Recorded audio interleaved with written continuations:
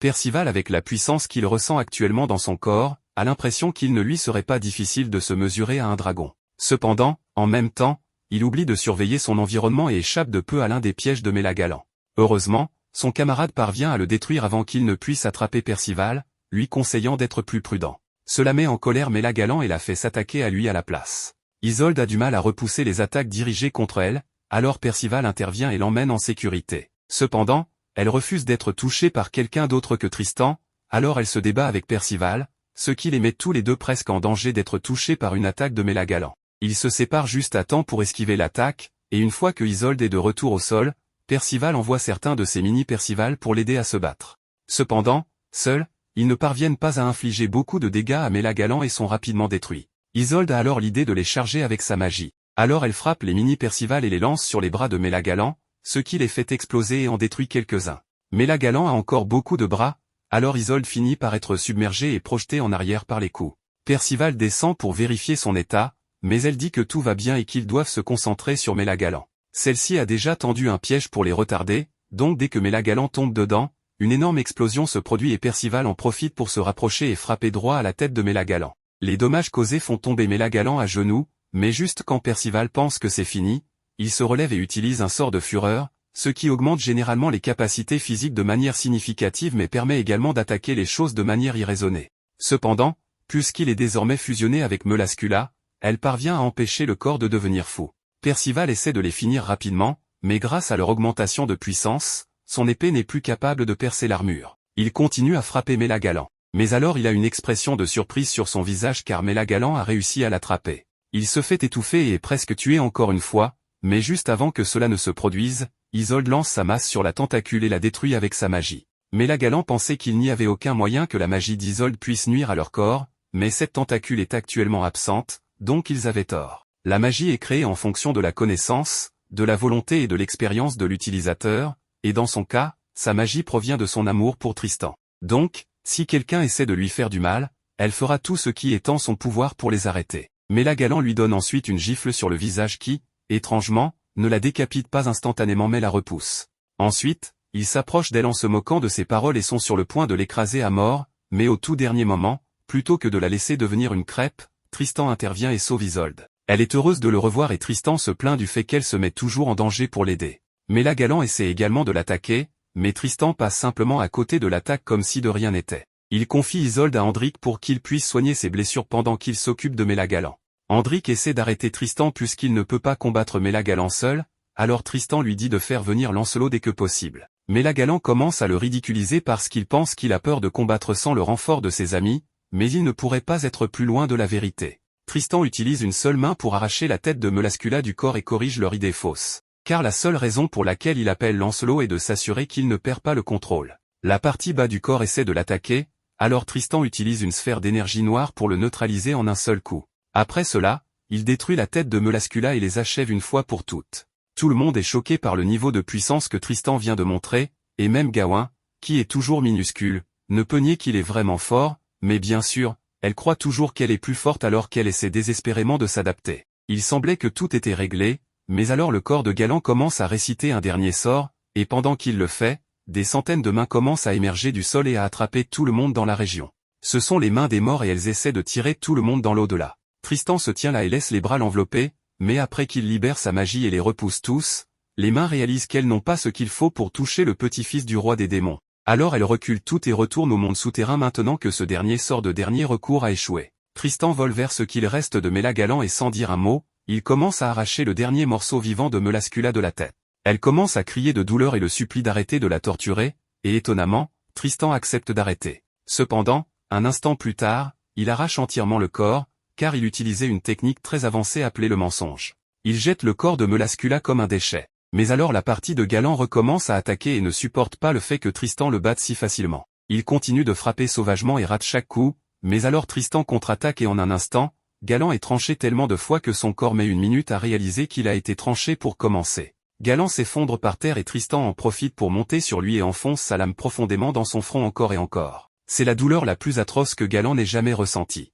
Il continue de poignarder Galan un peu plus, et alors que Melascula essaie de l'attaquer en traître, il l'évite simplement et lance son épée dans son visage avant de la planter dans la tête de Galan une dernière fois. Percival pense que c'est beaucoup trop brutal pour Tristan, donc il lui demande de revenir à la normale maintenant que la bataille est gagnée. Cependant, Tristan lui ordonne de rester en arrière parce que ce n'est pas aussi simple que de revenir à la normale une fois qu'il utilise ses pouvoirs démoniaques. Il descend calmement du corps de Galant, mais alors tout le monde commence à entendre une voix résonner dans leur tête. C'est Arthur qui a regardé leur bataille de très près pour évaluer leurs capacités. Il les avait sous-estimés auparavant, mais maintenant qu'il sait ce dont ils sont capables, il voit qu'il s'était trompé. Des rochers commencent à voler dans les airs autour alors qu'Arthur s'adresse à Gawain et lui dit qu'elle a été une mauvaise fille en fuyant son père comme elle l'a fait. Donnie ne sait pas de quoi Arthur parle, alors Gawain explique qu'il est son oncle surprenant Donnie. Pendant qu'Anna aide aux efforts d'évacuation, quelques citoyens se rendent compte que les morceaux de pierre dans le ciel forment tous un escalier qui mène vers le ciel, alors ils restent là pour regarder malgré le danger évident. L'escalier atteint le ciel et une fois qu'il est complet, les nuages sombres s'écartent et Arthur lui-même commence à descendre. Il avait voulu les rencontrer en personne au moins une fois puisque ce sont les 4 chevaliers que la prophétie dit capables de le vaincre. Méliodas ressent la puissance magique d'Arthur, donc il ne peut plus rester assis à garder l'ancien roi et sa magie de vision future. Son fils est là-bas en train de se battre aussi, donc ce ne serait pas très paternel de le laisser tout gérer seul. En partant, il met Chion et Jade en charge de protéger ceux à l'intérieur de la pièce pendant son absence. À l'intérieur du donjon, Lancelot, qui réfléchit toujours à sa vie, ressent également le pouvoir d'Arthur, donc il va devoir mettre la profonde introspection de côté car il doit aussi agir. Sur un vaisseau à proximité, les chevaliers sacrés d'Arthur, qui se dirigent actuellement tous vers Lyonesse, ressentent également son pouvoir, y compris Pelgarde qui se détend dans la forêt pour le moment. En fait, son pouvoir est si grand qu'il atteint jusqu'à Gauther et même Auxerre, donc le pouvoir d'Arthur est sérieux. L'esprit de Percival est submergé par la rage à la vue d'Arthur, car c'est celui qu'Ironside sert et par procuration, il est la raison pour laquelle le grand-père de Percival a été tué. Il fonce sur Arthur et lui crie dessus pour avoir causé la mort de son grand-père, et Arthur réalise que Percival doit être le fils d'Ironside, mais il n'est pas venu ici pour le défier. Alors que Percival attaque, il l'envoie simplement au sol avec un minimum d'effort. Les mini-piles se chargeaient toujours vers Arthur, mais il réalise alors que si Percival a été si facilement repoussé, alors ils ne pourront rien faire pour arrêter Arthur, alors il change de plan et vole vers le bas pour créer un coussin pour que Percival atterrisse dessus. La raison pour laquelle Arthur est venu ici est parce qu'il veut tester ce que Tristan est vraiment capable de faire. Il est le fils du roi et de la reine de Lyonesse, donc il a sûrement quelque chose d'intéressant à montrer à Arthur. Tristan déploie ses ailes et s'envole dans les airs, jurant d'en finir avec Arthur ici et maintenant, et Arthur commente que Tristan est bien plus agressif que d'habitude. Donc il suppose que c'est à cause de son côté démoniaque. Tristan lui dit de se taire et fonce pour attaquer, mais tout comme avec Percival, dès qu'Arthur lève la main et invoque un bouclier, Tristan est soufflé en arrière avec tant de force qu'il s'écrase au sol et soulève un énorme nuage de poussière. Une fois la poussière retombée, il est clair que Tristan a été mis hors jeu, mais le reste des chevaliers reste plein d'espoir et prépare leurs armes pour se battre. Cependant, Arthur libère son pouvoir et a des dizaines d'armes dorées formées autour de lui, et la pression émanant de son trésor est suffisante pour empêcher tout le monde de bouger, sauf Gawain qui semble être complètement immunisé contre cela. Percival fait de son mieux pour avancer malgré tout, mais c'est comme si son corps refusait de faire un autre pas, donc tout ce qu'il peut faire, c'est crier le nom d'Arthur dans la frustration. Voilà le pouvoir du roi du chaos, et il se fait certainement sentir. Avec une voix puissante, le roi Arthur dit à tous de l'écouter attentivement. Pendant ce temps, Percival et les autres sont paralysés tandis qu'Arthur descend les marches. Il se présente en déclarant qu'il était le roi de Camelot, le royaume du sud détruit par le roi démon et les 7 péchés capitaux lors des événements de la guerre sainte. Tout le monde est captivé par sa voix et Anna souffre, car la voix du roi Arthur résonne directement dans son esprit. Le roi Arthur informe alors tous les citoyens de Lyon qu'ils font face à un problème similaire à celui qui est arrivé à Camelot. Il commence à manipuler les cœurs des gens en leur rappelant les blessures causées par les récentes guerres, telles que la guerre sainte il y a 3000 ans et celle d'il y a 16 ans. Cela fait pleurer les citoyens en se souvenant de leurs proches morts dans ces guerres. Anna est sous le choc alors que tout le monde est profondément ému par les paroles d'Arthur. Par exemple, l'homme derrière elle dit que sa sœur est morte en le protégeant des démons il y a 16 ans.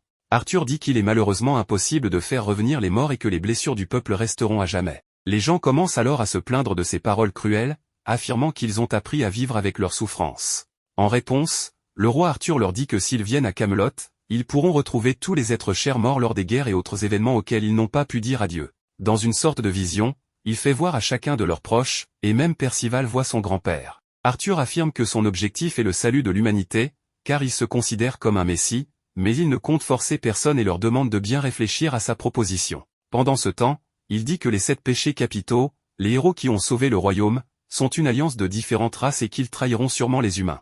Mais soudain, quelqu'un attaque le roi Arthur. Arthur dit que cela devait être attendu de l'un des chevaliers prophétisés, et encourage tout le monde à l'attaquer sans crainte. On découvre que c'est Tristan qui l'a attaqué, lui disant que ses mensonges le dégoûtent. Cependant, Arthur le sous-estime en disant qu'il n'est qu'un jeune garçon, et lance une attaque contre lui.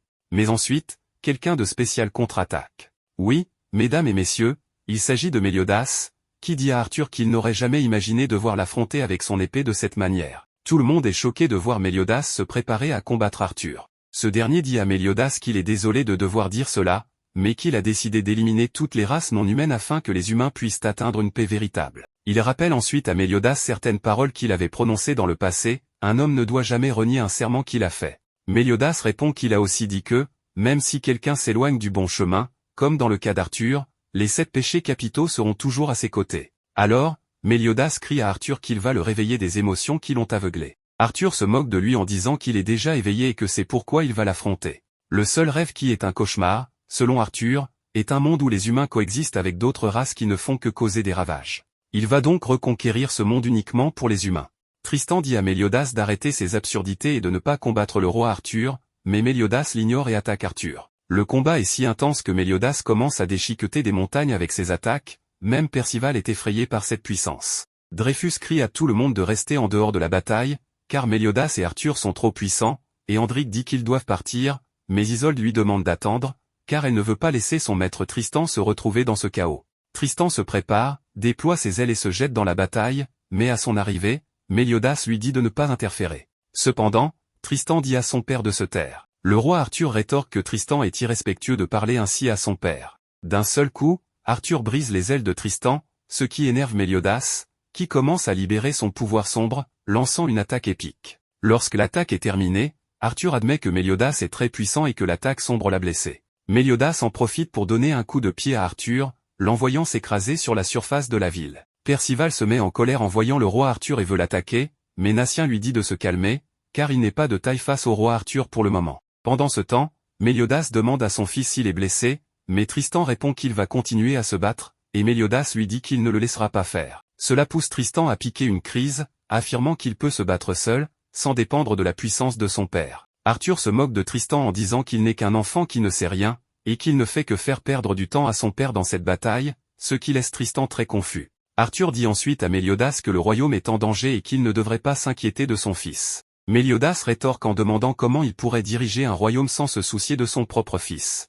À cela, Arthur répond que s'il n'en est pas capable, il n'est pas apte à être roi, car un roi doit avoir à la fois de la détermination et la capacité d'exécution pour gouverner un pays et son peuple. Ils doivent se débarrasser de tout attachement émotionnel. Quelque chose affecte profondément Tristan, et Arthur dit à Méliodas qu'il devrait éradiquer tout attachement, même s'il s'agit de sa femme et de son fils. Mais Méliodas affirme qu'il ne pense pas de la même manière. Arthur dégaine son épée pendant que Méliodas tente d'arrêter la souffrance de son fils. Arthur dit à Méliodas qu'il va mourir en essayant de protéger son fils.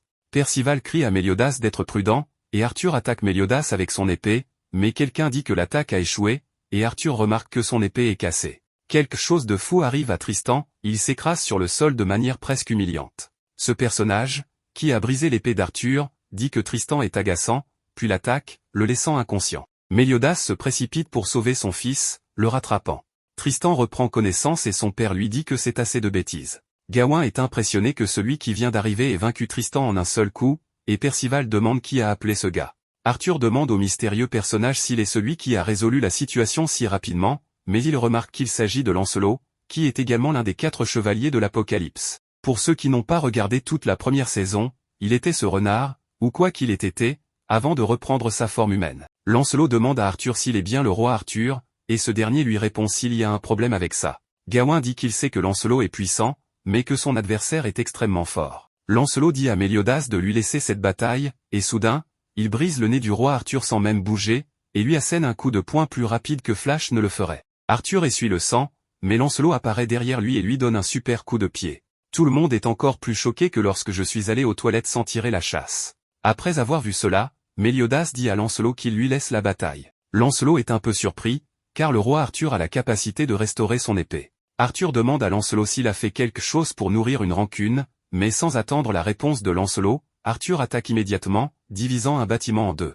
Lancelot dit à Arthur que son épée semble intéressante. Arthur répond que peu importe combien de fois la lame se brise, elle renaîtra, et elle s'appelle l'épée du chaos divin. Lancelot demande alors au roi Arthur si ses dents repoussent également. Lancelot frappe Arthur si vite qu'il lui casse les dents en une milliseconde. Tout le monde est terrifié par ce qui se passe, et le regard d'Arthur change alors qu'il dit à Lancelot que cette bataille sera très amusante. Lancelot remarque qu'Arthur peut régénérer n'importe quelle partie de son corps grâce au pouvoir du chaos qu'il détient en lui, mais il lui demande pourquoi son bras droit est toujours une prothèse, un bras qui avait été dévoré par un chat lors de la dernière guerre sainte. Arthur répond que ce n'est pas qu'il ne peut pas le régénérer, mais que cela lui sert de rappel du prix de la faiblesse. Lancelot rétorque qu'il espère que ce ne sera pas une excuse si Arthur perd, en disant que c'était à cause de sa prothèse. Arthur commence alors à attaquer Lancelot en disant que la jeunesse est ignorante, cruelle, et manque d'affection. Mais Lancelot le cloue immédiatement au sol et lui demande de quoi il parle. Tout le monde est stupéfait par ce qui se passe. Natien dit que Lancelot est en train de rivaliser, voire de surpasser, le roi Arthur en termes de puissance. Le prince Tristan reconnaît que les capacités de Lancelot dépassent largement les siennes et se rappelle qu'il y a 6 ans, Lancelot avait été enlevé dans le royaume de Benwick, mais 3 ans plus tard, il était revenu sain et sauf, avec des pouvoirs terrifiants. Tristan raconte que Lancelot n'a jamais voulu parler de ce qui lui était arrivé pendant son absence, mais son pouvoir rivalise désormais avec celui des 7 péchés capitaux. Lancelot attrape une des épées du roi Arthur, qui se lance à l'attaque, mais Lancelot réplique avec une attaque appelée la route étincelante, frappant Arthur durement et détruisant l'épée empruntée. Mais soudain, Arthur contre-attaque avec son pouvoir du chaos et dit à Lancelot qu'il n'est pas assez fort pour le vaincre. Ce pouvoir sombre frappe également Méliodas, qui demande à Arthur si son pouvoir du chaos ne lui rappelle pas sa propre faiblesse. On voit alors que du bras droit d'Arthur, le pouvoir du chaos prend la forme de démons ou de monstres. Arthur explique que ces créatures ont pris le contrôle de son bras contre sa volonté. Méliodas regrette de ne pas avoir séparé Arthur du chaos il y a 16 ans. Cette puissance répugnante enveloppe maintenant toute la ville. Lancelot réapparaît, et Arthur lui demande s'il comprend la différence de niveau de puissance entre eux, mais Lancelot répond qu'Arthur ne sait rien de lui non plus. Soudain, Lancelot entre en mode ultra instinct, et tout le monde est émerveillé par la pression magique qu'il exerce. Les monstres du chaos fuient sous l'effet de cette pression. Tristan crie à Lancelot que lui seul peut vaincre Arthur. Pendant ce temps, les citoyens sont terrifiés par quelque chose qui apparaît dans le ciel, un immense vaisseau volant. Dreyfus et Hendrik réalisent que ce sont les chevaliers du chaos de Camelot, et même le père de Percival est parmi eux. Les chevaliers du chaos demandent à leur roi, Arthur, d'arrêter de jouer et de retourner avec eux, car une confrontation complète n'est pas conseillée pour le moment. Arthur, avec ses sens ultra développés, ressent que 4 des 7 péchés capitaux sont prêts à l'attaquer depuis 3 endroits différents à des milliers de kilomètres. Les citoyens, ne pensant qu'à leur propre bien-être, demandent à Arthur de les emmener avec lui à Camelot. Anna leur rappelle qu'Arthur est celui qui a détruit leur pays. Arthur continue de parler télépathiquement avec ses chevaliers et leur dit qu'il va les rejoindre. Mais soudain, Lancelot transperce la poitrine d'Arthur. Ironside dit aux autres chevaliers de ne pas s'inquiéter et de poursuivre leur plan de retour, tandis qu'Arthur, souriant, fait ses adieux à Méliodas. Arthur disparaît du champ de bataille, disant à Lancelot qu'il sait qu'ils sont les 4 chevaliers de l'Apocalypse et qu'il les éliminera un par un.